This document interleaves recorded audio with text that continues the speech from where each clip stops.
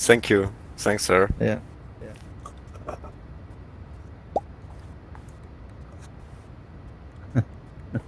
There it is. I like this blue. Hey, Corey. I like the blue color. It's funky. Thank you, sir. Waxwing is here today. Hey, Hey. Waxwing. Hey, Waxwing. Hello. Hey, Buddy. Hi, Waxwing. hey, It's all good. All right, that's Eager Beaver sitting in the front row here. Okay, Ben, I sent you the message. And Yeah, I've already repeated it. okay, so let's go. Let's go. Let's Don't go. get stage fright now. Let's go on stage. Mhm. You can do it. It's not real. It's all in your head. It's more complicated than going to on-rip stage. I'm trying to navigate my way here Oh, to why is objects which are existing and non-existing at the same time, and it's kind of strange. Yeah. Am I on the couch? Or Yeah. I mean, yeah, okay. almost. what did I miss? Oh, It's that's the a best Close stuff enough, I ever. guess. Oh, the best stuff. My- Oh, really? Thing won't. The Yeah, notes, but they Incredible. will not Bitcoin's open 24 for some K, reason. You know. All right. Yeah. Let's see. Yeah. I- That's Worse. Hmm? Waxwing doesn't care about My internet. humanly things like price.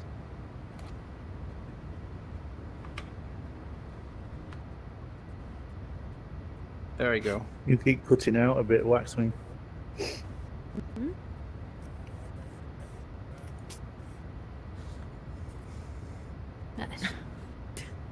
For some amount of time. None of us have been sleeping. We've all been staring at the price, making sure our coins are secure. If we haven't, I unfortunately lost mine. It's a shame there's no ticker of the price up on stage. We don't so need we it can watch anymore. And now everyone is muted. That's the best part. And by the way, Ben, you can turn on the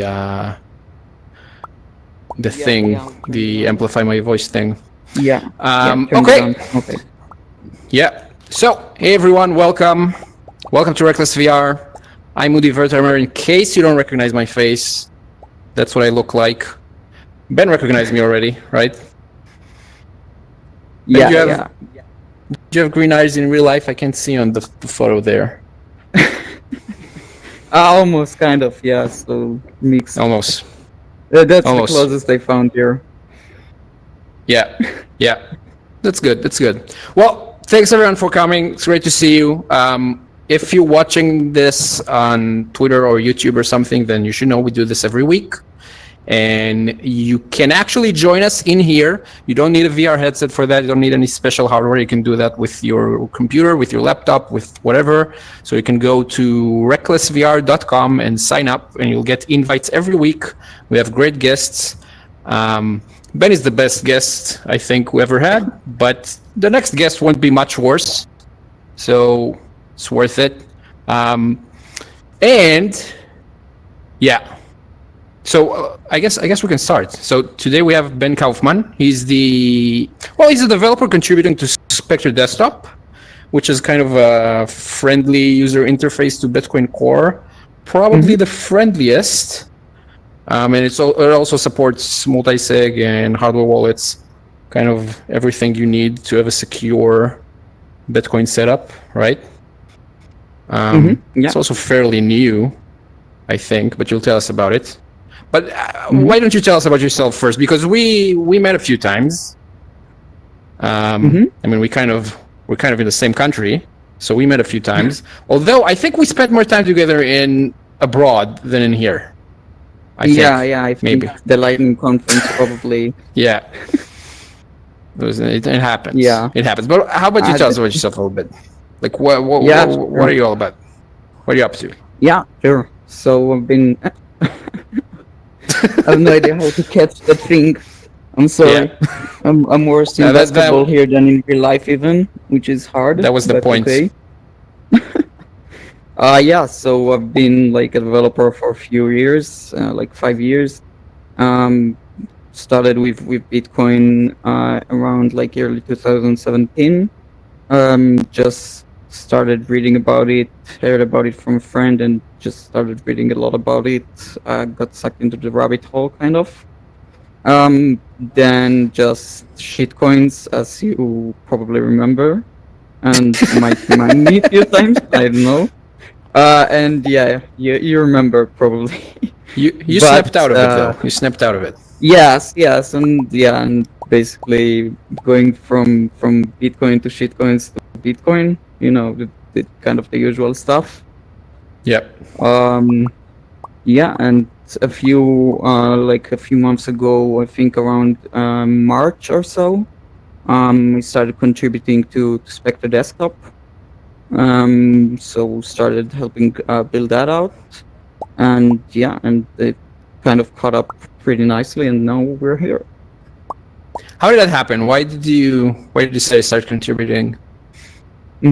Yeah, I just saw Specter, like a demo of Specter on Twitter, where Stepan Snigrev was who started the project basically with Moritz. So he just tweeted a video of him making a multisig with his own full node, which is in like a minute or so, and it looked like just super cool because I was trying Electrum, I was trying other stuff. So just I couldn't find anything which was simple enough to do, like even if you're a developer. So in less than at least a few hours of just doing the setup work and stuff. So I just had to give that a shot, and like in a few minutes I was able to create a multisig, and I just like I was like, okay, that's the thing like I was looking for. And then I started using it myself, and I saw, like, at the beginning I just saw, okay, there is the addresses don't get replaced after you use each one of them, so it's risk of address reuse. So I fixed that. Then I saw, Right. okay, I want to have. So you found a small bug with address reuse and you fixed it. Cool. Yeah, exactly. Yeah, go on. Yeah, and then like labeling of UTXOs was like something I thought would be useful, so I added that too. And from there, I just continued to do more and more stuff, kind of. Yeah. And you do that on your free time, kind of. That's not like a full-time work, right? No. So we it's just on my free time. Just try to get as much stuff done as I can. Because it seems like it got pretty far in the recent months. Yeah. There's been a lot of work for sure on it. Yeah. I sleep a bit less. But yeah. And you don't leave the house anymore. Well, kind of. And you don't leave the house anymore. Yeah, and not as often, at least. I don't go out anyway that much. I'd rather just code or something usually. So I'm not like a party guy. It's that's what this place for. It's for nerds who don't leave the house. So yeah, you can feel at home. It's okay. No shame. Yeah. We're all with Facebook devices strapped to our faces right now, so you're at home, dude. So good. Yeah. So I really think it's fair to say that the Specter Desktop is kind of like the easiest, like the most simple way to go, okay, I want to use my own node. Also, I want to use my own hardware wallet, or maybe even a bunch of them, not just one, but I've used a bunch of them in multisig. I think it's the easiest way to do it. Like, there are other ways. You could do Electrum and set up your own Electrum server for that, and then fiddle through its menus. to make it work, or you can, I don't know, I guess you can use Bitcoin Core with the command line and then HWI with it. I think Specter is like the easiest, most friendliest option, and it's you know, it's cool, it's awesome that you guys managed to do it in a relatively short time. I mean, it didn't even exist not that long ago. So that's really cool, but you're not here for me to compliment you. I mean, you've got all those podcasts calling you over to tell you how much Specter is great. You don't need me for that. So I'm gonna throw curveballs today. That's what I'm gonna do. So just so you know. So let's start easy. Like, how does it compare to something like MyNode or Umbrel, or what other options there are, like Raspberry Blitz? Probably forgetting something. Nodal, it works all of great those with them. Okay. Yeah, so you can connect it to them too. You can connect to them too. Actually, MyNode is already running Specter on the MyNode. With MyNode Premium, you can just one-click install Specter on the Raspberry itself. And with Embassy, Umbrel, Nodal, Ronin Dojo, I think also run this on the device recently. I think they added that too. Okay, so I'll just stop you for a moment. So to be clear, you're saying there are two options to use it. One is to install Bitcoin Core on your own laptop or desktop or whatever it is, and use Specter with that, right? And the other one is to use something like MyNode and so on, Node in a box. and then use Specter Desktop just as a user interface to that, right? Yeah, so you can have your Bitcoin node running anywhere. It doesn't really matter. You can just connect to it and use Specter as the interface, basically. Right. Okay. Which is better? What should I do? So to be honest, what I'm personally using is just having it on the computer, just because I have enough storage for just running everything there, and it's pretty convenient. I really like that I guess the main benefit is that with something like MyNode or Umbrel or something like that, you have it running all the time, and it's probably easier to set up, at least in some cases.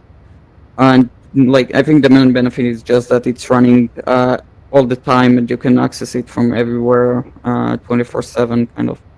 So it depends on what you're trying to do and what hardware you currently own. But I think doing it on just installing Bitcoin Core on the computer and then running Specter there is absolutely enough. Yeah, I see what you mean, and I think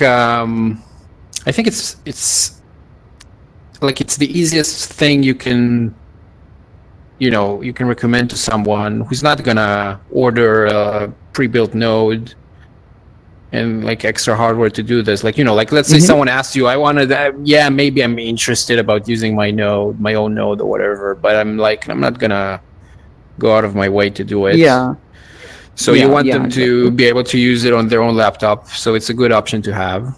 And I think it was Stefan Livero told me, I think it was on Twitter, he said that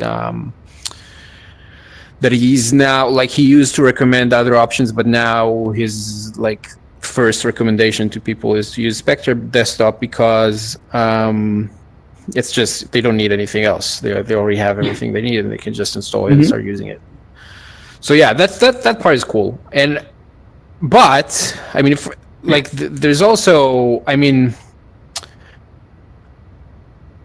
there's an issue. We don't trust the laptop that we use, especially if it's some, not technical person who just was interested enough to get some Bitcoin and wants to store it securely. But we definitely don't trust their computer, because it could be full of malware or whatever. We don't know, and that's why we use hardware wallets in the first place, because we don't trust the machine, the laptop. Yeah, right. But then if you install Bitcoin Core on that laptop and Specter itself on that laptop, then like how do you Yeah, how can you trust the output of the full node? Like when the full node says you received a Bitcoin transaction, how can you trust that if you don't trust the computer? Yeah, so there's basically a trade-off here. So the best that you can achieve, this is practically the best that you can achieve, I think, with a computer which is not properly air-gapped, or well, not necessarily fully air-gapped, but properly secure. Yeah. So you don't install on it other stuff or use it every day or take it to places. But I think this is the best that you can achieve there, because if you're using, you can trust your full node as much as you can trust whatever else is displayed on the computer. So if you're trusting a third-party service like a block explorer or something, or an exchange or whatever, if there's malware on your computer, they can change whatever there is on your screen anyway. So it's not really a matter of trusting your full node versus trusting the servers of a third party. You're always trusting your computer, but with a third party, you are additionally trusting their servers. So it's enough either that their servers are compromised or that your computer is compromised. So here you're just removing a single point of, another point of failure, which is possible. Kind of true, but let me interject, because that's what I do. But when I'm just a journalist. I'm not supposed to have any opinion, so I'm just throwing facts that are shaped like opinions, but they're facts. So let's say that someone is because you're comparing it to someone who's already using the computer, and in that case, you're totally right. But let's say you're just you're just a normal person who found out about Bitcoin a few weeks ago. They realize that it's an all-time high, so of course now they want to buy it. They didn't want to buy it when it was 4K. They want to buy it when it's 20K, obviously. So, so they're going to buy Bitcoin. Let's say it's Square Cash App or Coinbase or whatever. Probably what they're going to do is they're going to pull off the phone. They're going to download the app of whatever exchange they choose, and they're going to buy Bitcoin there, because that's what people do these days. They use their phones, and the phone is relatively secure. Like compared to your computer, it's probably pretty good. Like apps are sandboxed, and malware shouldn't be able to affect them ideally in most cases, especially if you have latest versions of stuff. So compared to that, it might be worse. Like if you're going to move someone from using a phone to using their desktop for validating transactions, it might be actually worse. Like you need to target them specifically, but yeah, go ahead. Yeah, I don't think this is like a very there's like much difference between the computer and the phone, so maybe it's a bit more secure, but not by much. I would just say that if you are like really not trusting your computer at all, then just don't use it. But then I don't know somebody who's paranoid enough to trust the computer and to not trust the computer but to trust the mobile phone. I'll give you an example. Well, I'm like that. I'll give you an example. Let's say you use Bitcoin Core on your computer, your like standard computer. I hope I'm not boring people with my edge cases. And it's actually not an edge case. It's pretty like it's I think it's an issue for everyone. So if you use Bitcoin Core to track your wallet or whatever app on your computer to track your wallet, then in essence every other app on your computer can probably get permissions to read that data, right? And then to learn about your finances, because every app on your computer can do whatever it wants. On a mobile phone, that's not the case. Like on a mobile phone, an app cannot read the data of another app. It can't unless they find some backdoor or whatever. But generally, they can't. There is better separation usually. Yeah, I agree. So you can separate data and you can separate just access between apps. So if you do that, you reduce a lot of the kind of attack surface that you might have on a computer. And like, I kind of feel uncomfortable, to tell you the truth, to use Bitcoin apps on my main laptop that I use for other things. And I'm pretty sure I don't have malware on my computer, but I'm, and most people are not sure. So like, I don't know, like if you like newer operating systems like Chrome OS, for example, they do a lot of sandboxing and stuff, and but they're not really popular, neither a good fit for Bitcoin Core. I don't know. I don't have a solution for this. I'm just a journalist. All I'm saying is that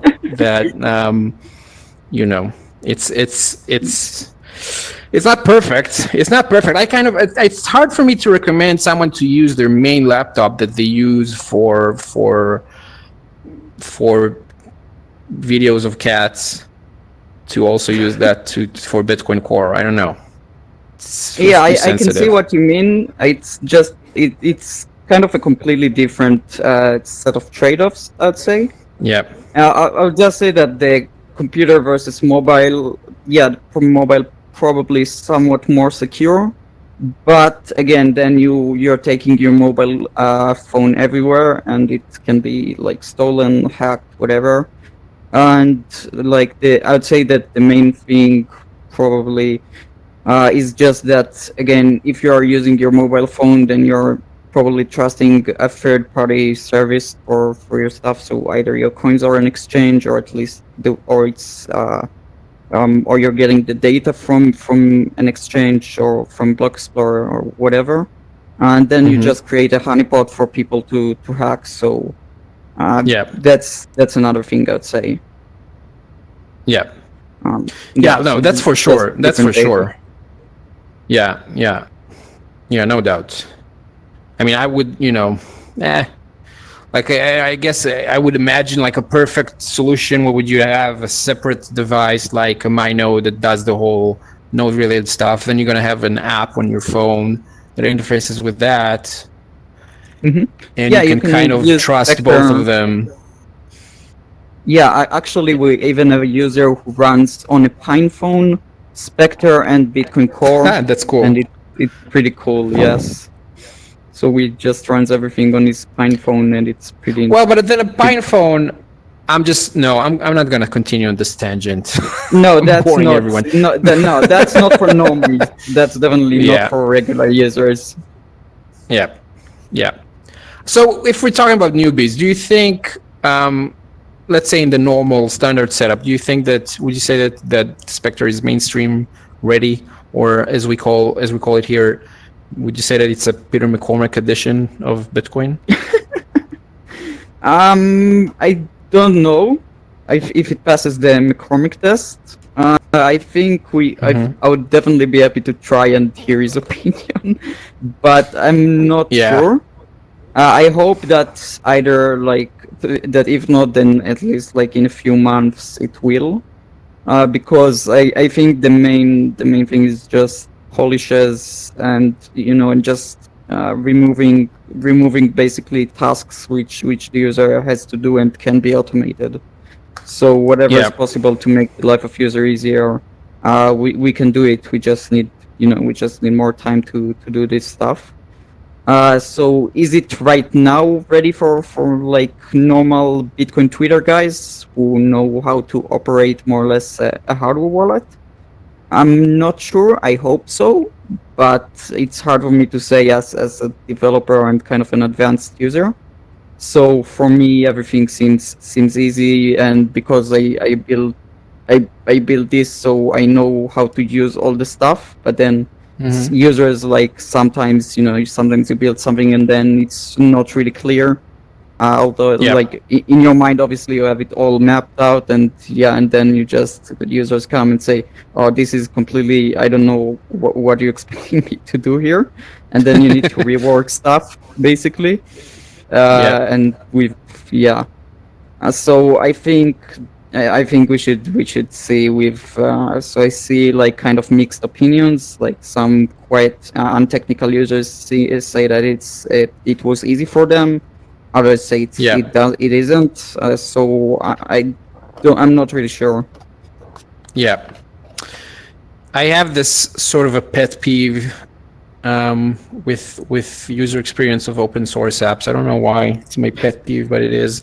And I think, I think that very often when like developers work on open source apps, they do it like mainly for two reasons. One is for like sort of the intellectual challenge, and the second is for just to build a better tool for themselves. Like they want to do something, the tool exists and there's something they want to change about it to make it better for themselves, so they make the change, and I think very often those are the two reasons why people do it. Because there's no financial, there's at least no direct financial benefit to doing it. So then, I mean, and it's awesome and it's great, but the kind of the side effect of that is that you end up with a system that's kind of geared towards experts, which really makes sense because experts build it for themselves, right? And then, and when you have commercial software that makes, that people make money when people use it, then they're gonna make sure that, the software is designed to drive the users to make the decisions that make money, because otherwise they're leaving money on the table. So, and then, but just in open source software, like even if you said, okay, let's bring in a UX designer to do this, like what is it going to design for? Like the software isn't making money. So what is the goal of like, what are you designing for exactly? It's very hard to answer that. If it's an open source, it's not a business driven product, right? So then, and I think the reason I'm kind of getting into this with you is that I think that Specter is actually like very close to being kind of mainstream ready. Like I think you got a lot of things right, more than the other options for sure. So so I'm kind of wondering like how that happened, like because usually, and I think we talked about it on Twitter, you have what I call the PDF syndrome, where you have this tool that is like, the tool is good and it has a lot of cool features that people need, but most people are not going to know that they need those features, and they're not going to know how and why to use them. So they need to read the guide, a PDF guide, to tell them how to operate the software. And that's a lot of open source software looks like that, but like most commercial software doesn't look like that, because like businesses know this is how you're going to lose customers. So you need to have the app guide them through the process and not expect them to go read a PDF file, because then you're just going to lose like half of them or more. And I think Specter is like in a good place in the middle there. Probably could be better. Like one of the things that we talked about it a few times is and you've talked about it even without me provoking you. So like is the issue of Bitcoin Core, like the Bitcoin Core setup, because you get Specter Desktop, but then you still need to set up Bitcoin Core. You need to separately download it and install it and let it sync. You need to edit the configuration file probably to enable the internal RPC server. Yeah, and so you need to, like for most people, you're gonna tell them edit the Bitcoin Core configuration file, they're gonna leave. They're not gonna go that far. If you're not holding their hand, if you're not there to hold their hand, it's like too much for most people. For non-technical people, right? Because it's scary. Like you open the thing, it looks like the Matrix, right? So if you're not a developer, you don't want to touch that. It's hard for me to I get why people see it that way, but I mean, just the TXT file. So sure, yeah. I mean, I can see why people like get scared from that. Yeah. Because you're like, well, which row do I add that? What do I do? Do I close the thing before? Do I not? Like what? There are like a billion questions that pop up that we don't even think about because we're so used to this. But if someone who never opened a configuration file in their life, they're going to have like a ton of questions pop up. And if they don't have someone next to them to help them out, they're probably going to drop it at that point. But okay, fine. You can, Rome wasn't built in a day, and I know that you guys have some ideas on that. Do you want to talk about like what were you thinking about to make the setup easier for Bitcoin Core? with Specter? Yeah, sure. So what we think about doing is just package Bitcoin Core with Specter. So package Bitcoin D with Specter basically. So when you install it, it can automatically start Bitcoin Core. So then you just download Specter. It comes with Bitcoin Core already. Once you open Specter for the first time, you can set up Bitcoin Core. Either like a full node or a prune node, or like the third option, which is like for the impatient, I would say, is that you could use Bitcoin Core almost like in a few minutes, set it up instead of waiting for the IBD. If you just use like an existing snapshot, so it's similar to this. Sorry, I forgot the proposal name. Assume UTXO. Assume UTXO. So it's kind of similar to this proposal, just basically signed by us instead of the core devs, and you can just Specter could just download the current state from some server and load it, and then you have a full node ready to go.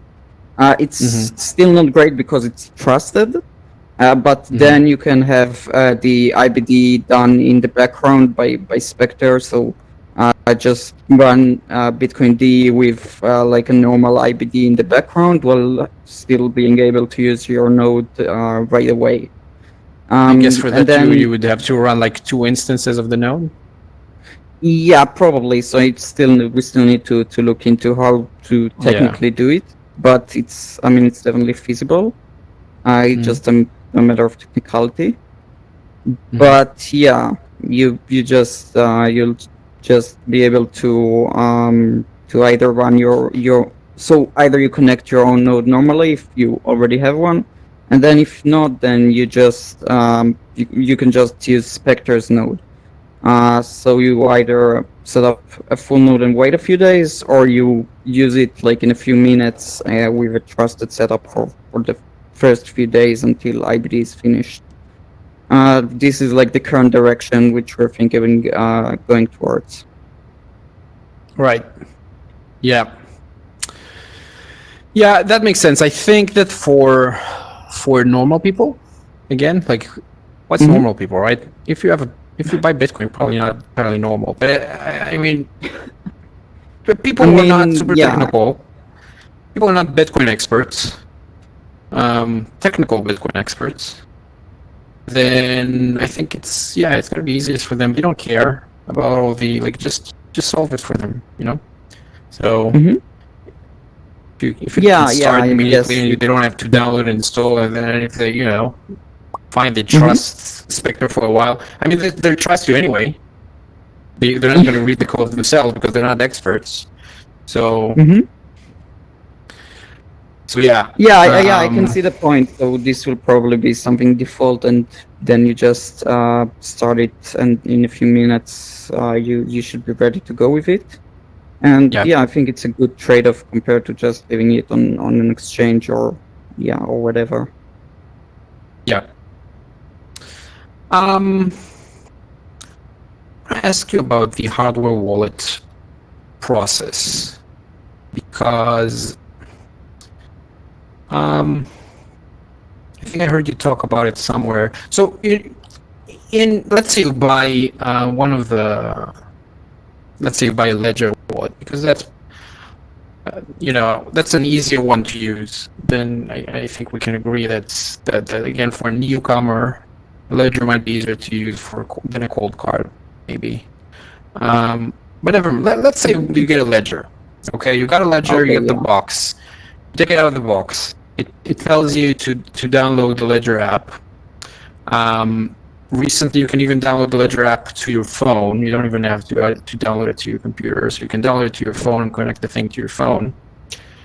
And it walks you through the setup. Like the phone will show you, it's going to tell you, because the phone is going to assume that you're a moron. That someone told you that you went to your friend and you asked them, what am I going to do with my Bitcoins? And your friend told you, get a Ledger, and that's all you know.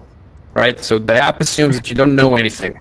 And it just walks you through everything. It tells you, look, this is a recovery seed. You need that, otherwise you're screwed. Write it on a piece of paper, hide it in whatever. Like, you know, you don't know anything about what a recovery seat is. So it's going to tell you exactly what it is. It's going to tell you like where to push the button. It's going to have a drawing of the device on the app that tells you what the buttons are doing and which button to press, right? It's going to walk you through this entire process like a manual, but it's going to do it like, but it knows what's going on the device, so it can show you the relevant thing to your context right now. So it's a very good manual. That has been the experience with setting up something like Trezor and Ledger for a long time now, and now you can even do it with your phone. So that's relatively easy to use. Most people that I recommended Trezor and Ledger to a ton of people over the years. Really, a lot of people. No one had a very significant problem with them. Like they all figured it out because the software walked them through it and explains everything to them. Then something like Cold Card, I mean, while it can show more data on its screen because it's just a larger screen, it kind of expects you to know what you're doing.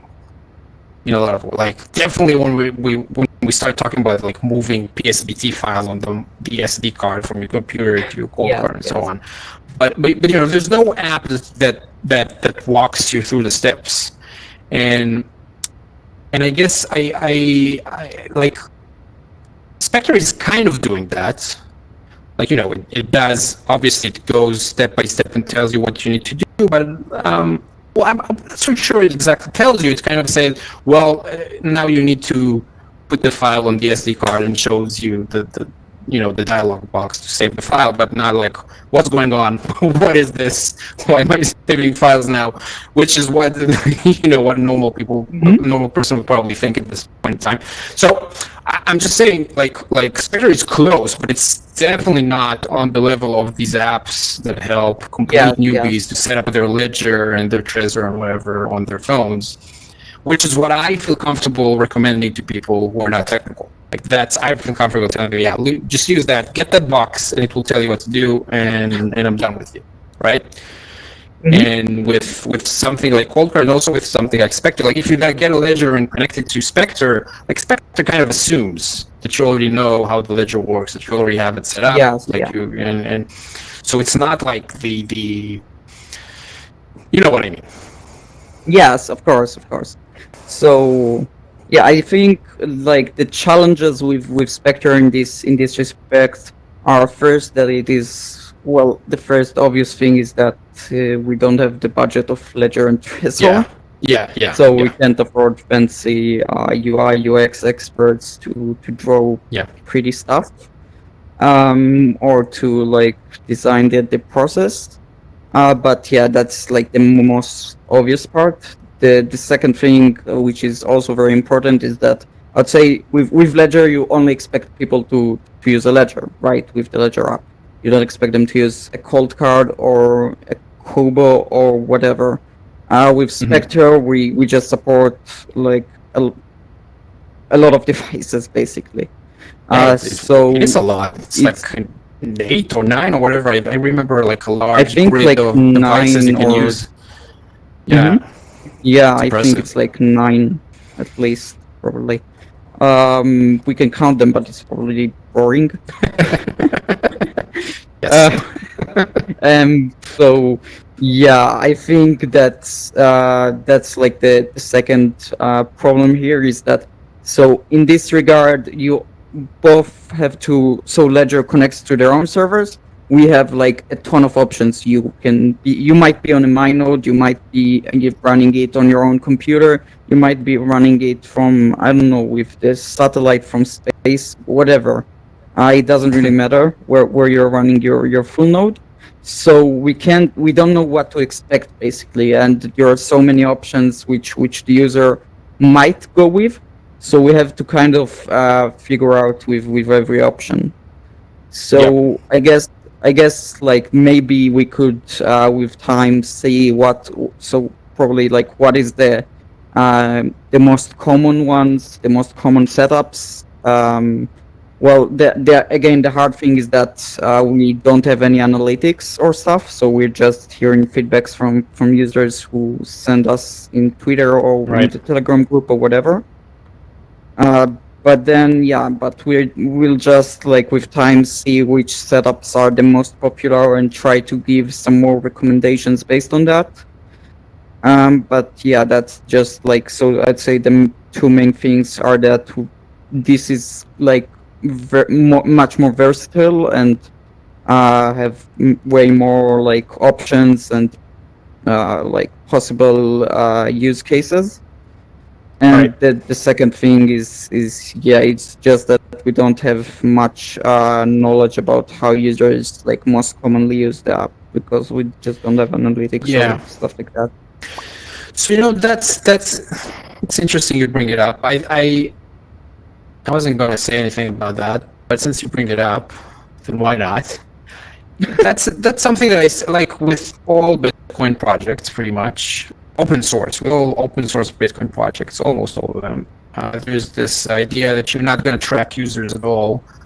And when I say tracking, I don't mean like, obviously we want, like, users want to not have their addresses tracked and their financials tracked and transactions and so on. But what apps usually track is like what buttons do you click and what, like, how much time do you spend on a specific screen. And just to learn how users use the app, you can avoid collecting data like addresses and so on, and collect like only clicks. I know, of course, that if you try to do that, there's probably going to be a lot of backlash. People are not. I expect that people will not want that. But I don't know. I wonder what you think about this, because from my point of view, and I worked as a software developer in some like consumer companies in the past, like whatever. So and you have the apps that you're gonna give to people. You need to know, if you don't know how to use it, then it's worthless. Like you might as well not make it, because you need to know how to use it in order to improve it. Otherwise, you can't. Like how are you gonna know what people are missing, what they need to, what they're looking for? What the problems are. So do you feel like it's something that's missing for you guys, or do you feel like it's So first thing, I think, like, even if we had that, we probably don't know much about what to do with it, because none of us is like a UX guy which knows how to analyze this stuff and make the most of it.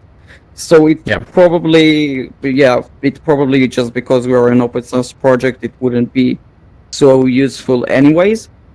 And I think like just people don't want that. So why add that? I mean, the benefit that we can improve the app with it is probably not very large, and people just don't want it. So there's no reason to add it, I guess.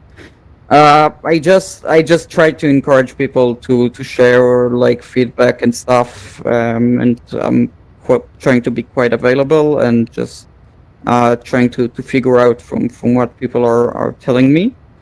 But yeah, so it's like some people, and from the questions people are asking in support channel and stuff. So I think that's enough, and that's like what we can actually like somewhat easily use as a feedback of something specific. But analytics in general, I guess, wouldn't really be even useful for us, because we probably wouldn't have the time or the ability to actually analyze it in a perspective which would make sense. Right. And on that point, by the way, I wanna clarify.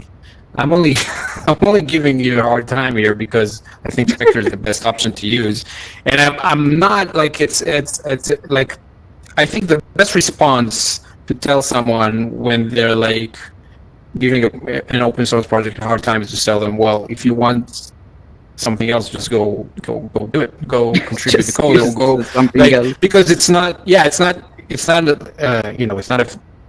business, it's not a product that makes money. So if you want to, you're welcome to offer your contributions, But if you're gonna like, that's of course feedback is useful too, right? But I mean, if you're gonna if you really want something to happen, you need to contribute. So I guess what I'm trying to do is not to make Ben's life harder. I'm trying to inspire you guys to maybe help and contribute to Spectre, because they definitely need help. I think it could be a great tool. But I'll go on. So we talked about using hardware wallets. I think you recently told, you recently tweeted about some coin selection features, some new coin selection features, right? Or some changes. Some what? On Specter Desktop? Coin selection features on Specter Desktop? So like the recent thing I tweeted about is just about labeling and the UTXO screen. So we just, again, because I designed it myself, the UTXO thing, so obviously everybody thinks it's bad because I don't know how to design stuff. But then again, I just listen to feedback and try to improve on it, and I think now with the new version it will be pretty good, I hope. So I think this time I got it quite better. What were the recent changes? So it just basically the UTXO screen looks like the transaction screen, just shows just the UTXOs. So before that it has like multiple tables and stuff like that, which it was useful to me, but I'm not a good example of like an average user. So so I just removed that and made it much simpler. I made it so that you can edit labels from everywhere. So previously you could just do this from the UTXO screen. Now you can basically do this from everywhere that you see an address in the app. You can also label it. That's awesome. And now also sorting, filtering, so sorting and filtering of the transaction screen, and export to a CSV file, so you can use it for accounting or enjoy seeing the number go up or something. Yeah, coin selection is a challenging thing too, because I don't know. I think, I mean, I think personally that you have to kind of, like, if you want to have good privacy and maybe even to manage fees correctly, you kind of have to manually select your coins, your UTXOs. But most people don't even know they exist, right? Like, most people don't even know that there's a concept of choosing which UTXOs to spend, because the wallet just shows you your balance. You think that's what there is. Yes. So, and it's a confusing concept to even explain. I don't know how to even show that. I think that who was that? I think it was maybe it was someone on the Wasabi team. I think maybe even No Power himself. I think very early on, he had this idea. He never did it, but he did this idea of how to because they're very dependent on coin selection and UTXO management. So he had this idea of a UI where you would kind of see like some blobs that represent UTXOs in your wallet, and they would have some visual representation for each one of them with some icons or whatever to make them, I don't know, it wasn't fully fleshed out, but he had this idea of making it something more tangible instead of a list of, because maybe that's, like, I'm thinking of it as like notes in your wallet. Like you have a wallet and you have notes, and you sometimes take out a note and you can instantly remember where the note is from, like from its shape or color or whatever.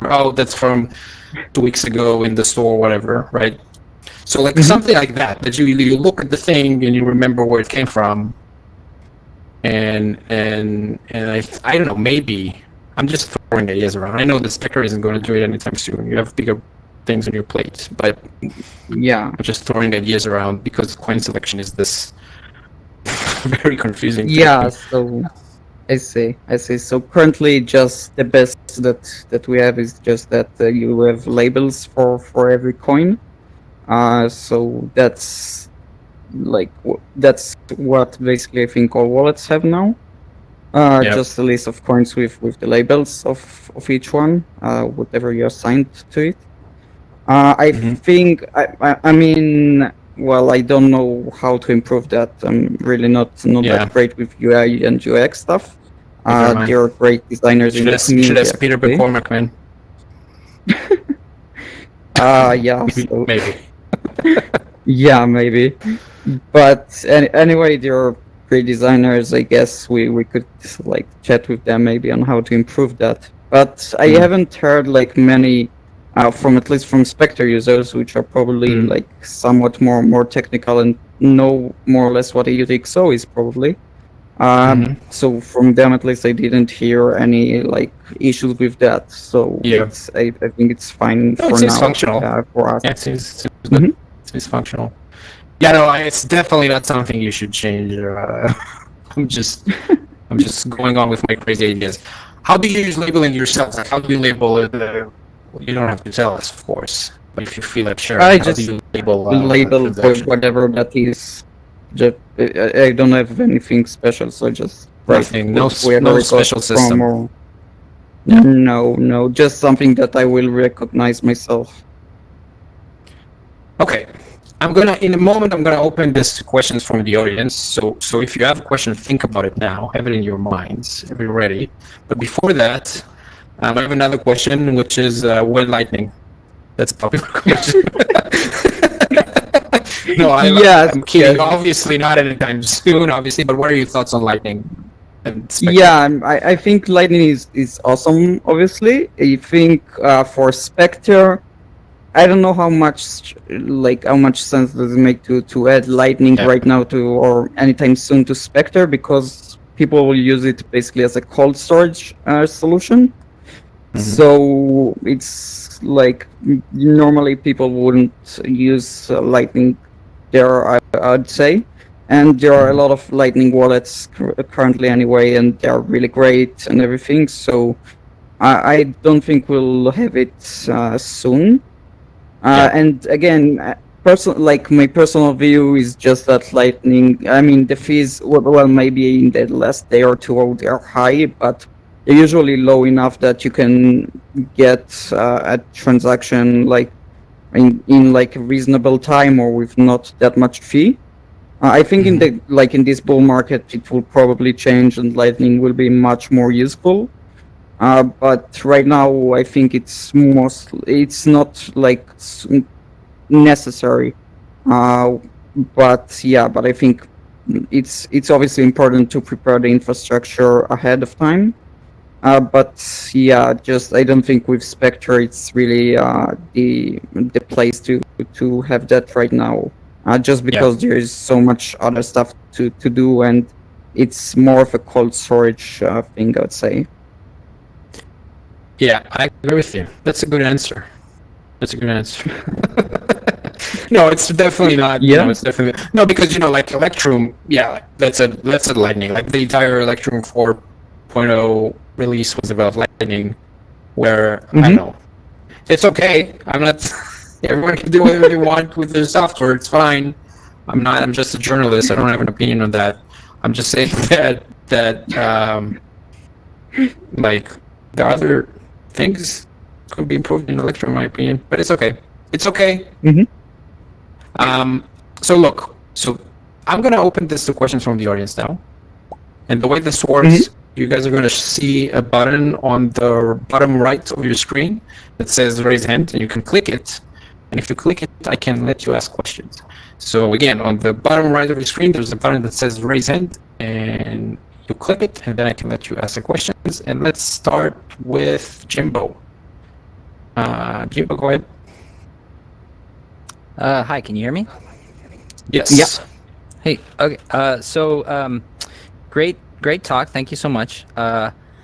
I've heard a lot of good things about Spectre. Today is probably going to be the first time I use it. I haven't used it yet, but looking to do 3 of 5 today. And one feature that I've wanted out of cold storage for a long time that I haven't seen is time locks using, check lock time verify.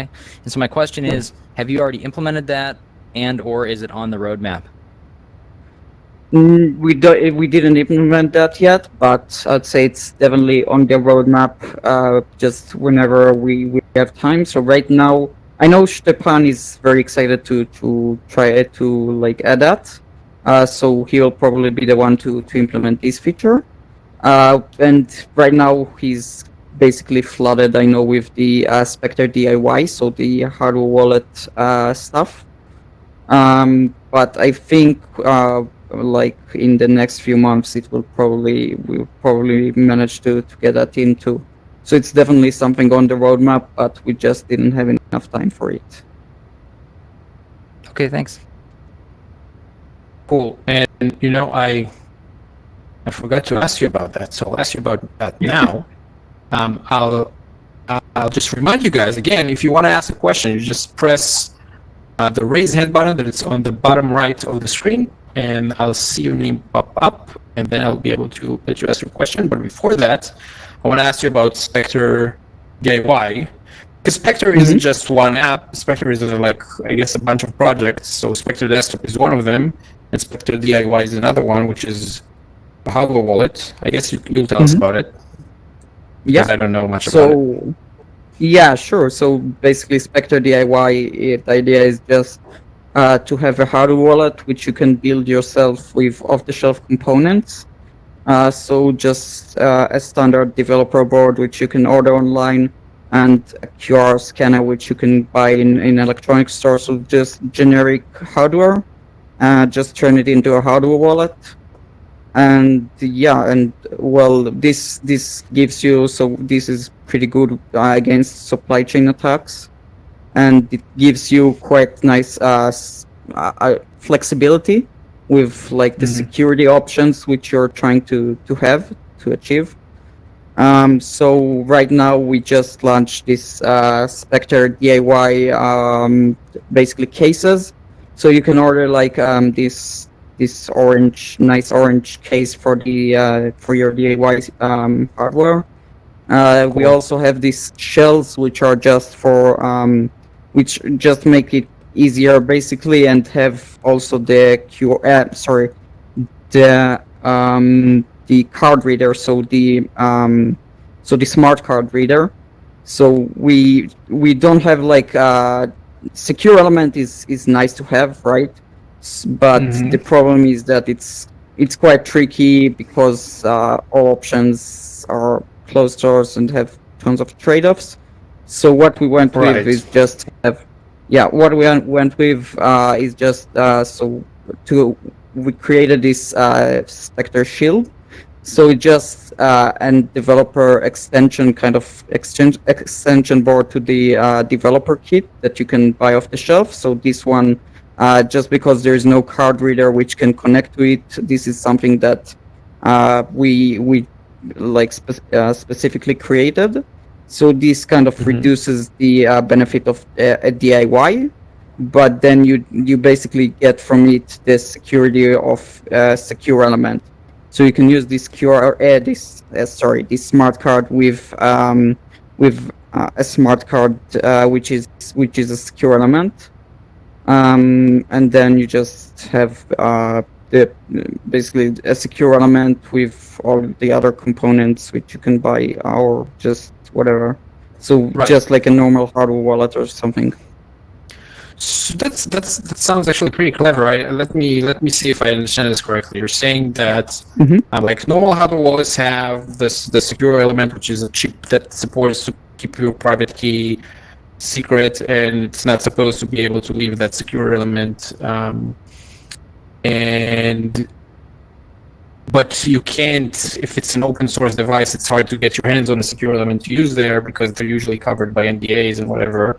So instead, what you're going to do is take those smart card things that are generally available, and they actually have a secure element embedded in them, right? And then you get a card reader, you put in you basically get the card reader just to have a permanent card in it that is used as a secure element, right? Yeah, so the card reader is just so that the hardware basically the device, the developer board with the screen and everything can connect to this to the smart card. Yeah. Yeah. So and then It's you, pretty you clever. can It's a pretty clever yeah, trick. and it's yeah. So yeah, and it's quite nice. And like another nice thing is that you can just hide this smart card, which is with the secure element and everything. You can just hide it as like an airline card or whatever, or just separate it from the device, or like I don't know, a Yeah. McDonald's gift card or whatever. Nice. You can basically print on it anything. Yeah, and it's kind of quite, I'd say, quite flexible in terms of how you want to, like the trust model that you want to have and the security that you want to have, versus versus how convenient and easy it is to set up or to use or whatever. So we Yep. kind of give you like all the options to just basically pick from based on whatever you want. Yep. Yeah. In the supply chain attacks you mentioned, like people are talking about that a lot more lately. I think that Greg Maxwell mentioned that like supply chain attacks might be an issue with like the more popular wallets, because like if you have like, let's say, a company like Ledger or Trezor or Cold Card or whatever, and you like any one of their suppliers and also anyone after like they're part of the thing, like on the way of the device from them to you, because anyone who sees it knows that it's a Bitcoin wallet, right? You see the package, you know it's a Bitcoin wallet. You know that at some point in its lifetime there are going to be Bitcoins on it, so it might make sense to open the package. Like if you're the mailman, it might make sense to open the package, put some fake something in it, and then make it so that you use a fake hardware wallet and transfer the money to the attacker. And right now it probably isn't a huge problem because people don't recognize it yet. But if Bitcoin becomes, generally recognizable, then it can become more of an issue. And then if you can just use generally available parts to build your own hardware wallet, then you don't have the problem because no one knows that you're going to use it for building a Bitcoin wallet. So that's really cool. That's really cool. Okay, let's see. So yeah, we have another question from Tangol. Tangol, go on. Hello. Hey, okay, a couple of quick questions. Yeah, thank you today for speaking about Specter.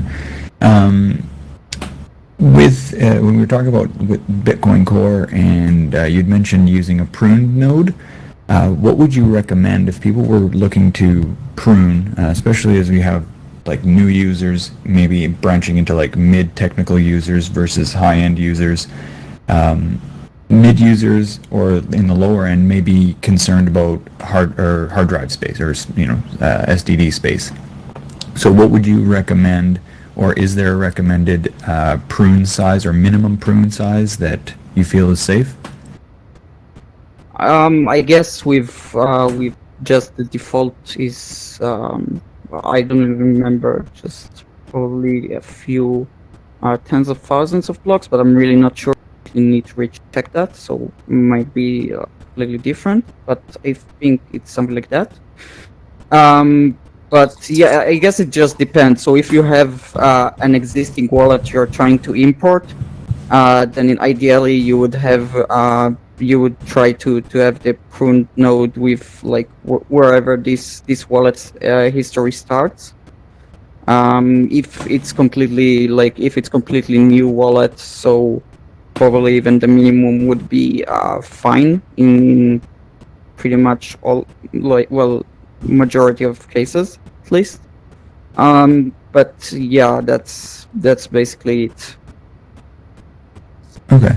All right. Yeah. Ultimately, we want to be running the full node here, anyways. But just looking at it for other users and whatnot. But and then one other thing I want to just bring up, especially I've been kind of troubled with this idea lately, especially with anything around Bitcoin development. And you mentioned it's straight up here today and saying like there is, you don't have that much money to work with, or it's not like these, new startups and whatnot. And I'm almost to this point where I'm really wondering how we come up with and how we develop, like, can we see all these projects on Ethereum that are, doing everything from ICOs to, crowd raises and everything, and they're creating an enormous amount of wealth, and they're building platforms that are questionable at best, and everyone's rugging everybody and pulling whatnot, and it's just like, how can we at least take some of that bullshit and nonsense, bring it back to Bitcoin where it's actually something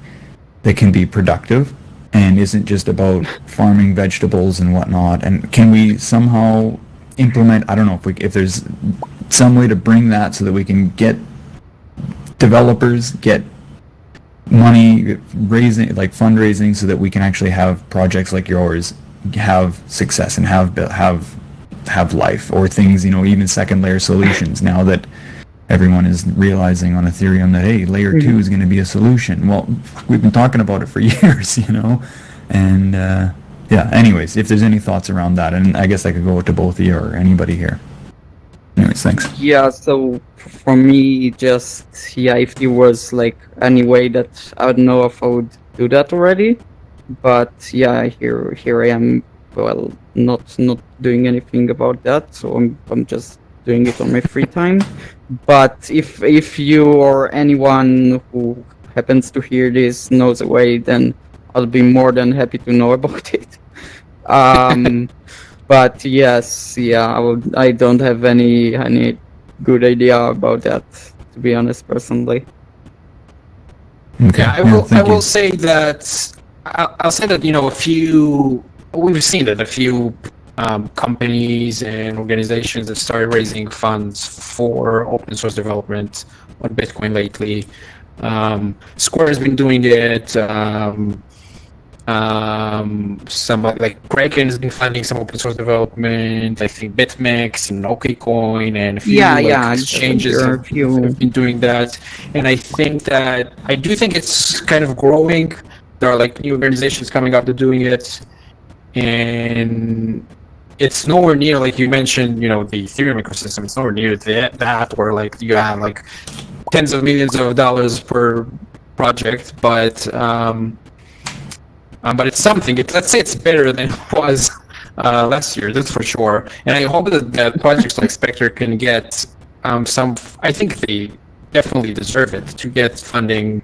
Like many of those other projects, because I think you guys have done an amazing job. You definitely proved yourselves. I'm just a journalist. I'm not supposed to have an opinion.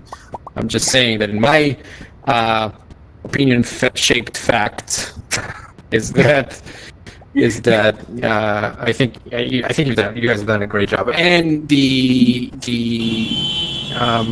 it would just be awesome if people like you could work on it full time and not just in their free time. I think that would be great. And I guess back to the pruned node question from before, as far as I can tell, I think that the main reason, like the main problem with a pruned node, the main concern about pruned nodes is that normal full nodes, they can, in a case of a reorg, like let's say that some miner goes back 50 blocks and starts mining from there, then a full node can do it, can rewind, because it has the history, it can rewind and then continue from there. But so a pruned node by default, I believe it keeps a few thousand blocks, so that's a few days, right? I believe it's supposed to be about a week. I'm not sure, but something around a week, okay? And a month. Like if you're gonna have a month, sounds like a lot, but maybe I'm not sure. Maybe. But even if it's just a week, if this is a pretty extreme case that a miner goes back and reorgs a week of blocks, it could technically happen. But I think we're going to have bigger problems than pruned nodes being out of sync if that happens. So I think like even the minimum on a pruned node is perfectly fine. Like the worst thing that will happen is that your node will stop, it will stop working, and then you'll look for what happened, why it stopped. But I mean, that's okay, right? Yeah, if there is like a weak reorg, then we have much bigger problems to worry about, Yeah. probably. I think so. Yeah. So I would say even the minimum is fine, in my opinion. Yeah, good. Okay, but yeah. thank you. Thank you. Yeah, for sure. Okay, so that is, as far as I can see, that's the last question. So, Ben, I will thank you for showing up, coming over. Thanks This was a lot great. for inviting. Also, thank you for working on Spectre, and for everyone else who's working on Spectre. So Yeah, shout out and to him and to Stepan and Moritz, the other team. They are really doing amazing job. Maybe they're just not as loud as me on Twitter or anything, but they are like doing amazing job. So yeah, thank you. Yeah, you're Thanks shit for posting, man. them. Yeah, I'm that somewhat loud, I guess. Terrible. I hate shit posting. It's awful. I would never do it. Okay. Yeah, I need to work on it. I'm not as good as a troll as you, obviously. Yes. But Well, yeah. I would have said if you were here like a couple of weeks ago, I would have said, well, I left Twitter, and I would give you this whole lecture about leaving Twitter, but I'm back, so forget about it. Anyways, so thank you for joining us, and thank you everyone for showing up. And we do those every week. So if you didn't yet, you should sign up on recklessvr.com, and you'll get invites every week to our amazing events. So far, every time that we have an event, there's an all-time high breaking. At least every time we did it this week. So hopefully that continues. Anyways, after this, we're gonna go over to VR chat. You know VR chat, Ben. I hope you can join us. And Yeah, I'll try. Yeah, I'll take. I'll just need to. Yeah. Okay. Yeah. So I'll take I a just 15 need to minutes of figure out break. how to use that properly. Yeah. And I'll help you. So we'll do like a 15 minutes of break. If you want, you can stay here, or you can take a break too. And I'll send a message on Telegram when I start the VR chat room, and that's it. So yeah, see you next time. And you have voice now. Ooh, Thanks. thank you. And you can turn off the microphone if you want. Or you can. Yeah, let me see. Yeah, let me see how. Yeah, okay. Hmm? Okay, got it. The Discord was amazing. Why are you so quiet? Well, Never figured out your mic, did you? I'm listening. Oh, but you're talking very quietly. It's like the wrong microphone or something. I'm listening. Oh, okay. Oh, is it better now? Can you hear me? Yeah, I guess Yes. maybe. Yeah. Oh, You did it. Mm-hmm. Good job.